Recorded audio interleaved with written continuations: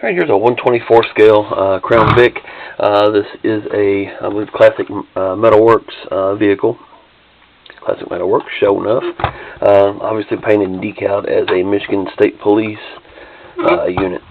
This comes with opening hood, opening front doors. The trunk does not open on this model. I don't think any. I'm sure none of the Classic Motorworks or Metalworks do. So nothing peculiar about this one.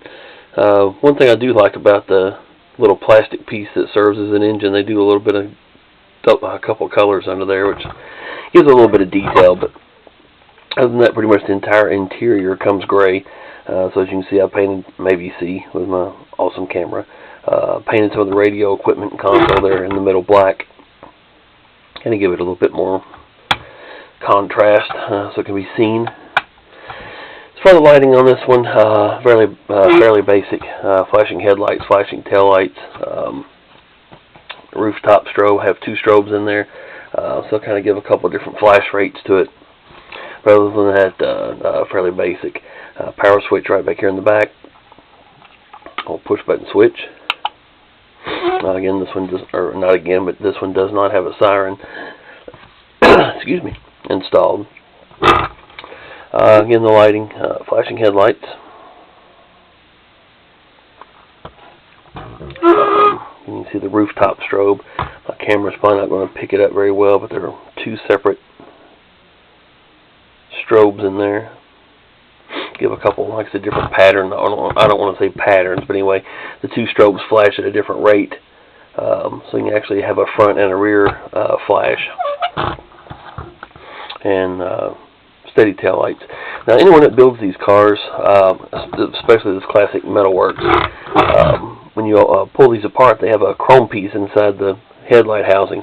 Well, what happens when you put your headlight or your LEDs in there, when you drill the hole out, it kind of has a tendency to, I don't know, it doesn't illuminate very well. So what I always do is go ahead and just throw those chrome pieces in the garbage for the headlights and the tail lights.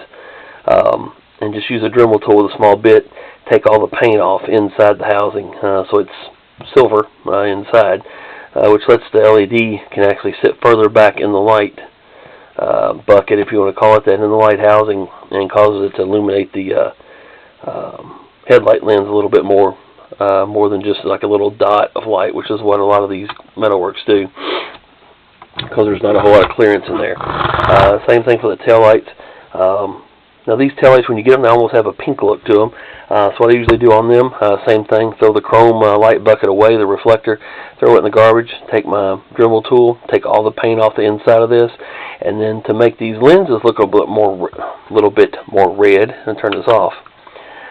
Like I said, any of y'all that's built these cars know that always looks almost like a pink color. We can see the difference in the lens up top, the difference of color. And I'm going to paint that a little bit with my light bar red paint.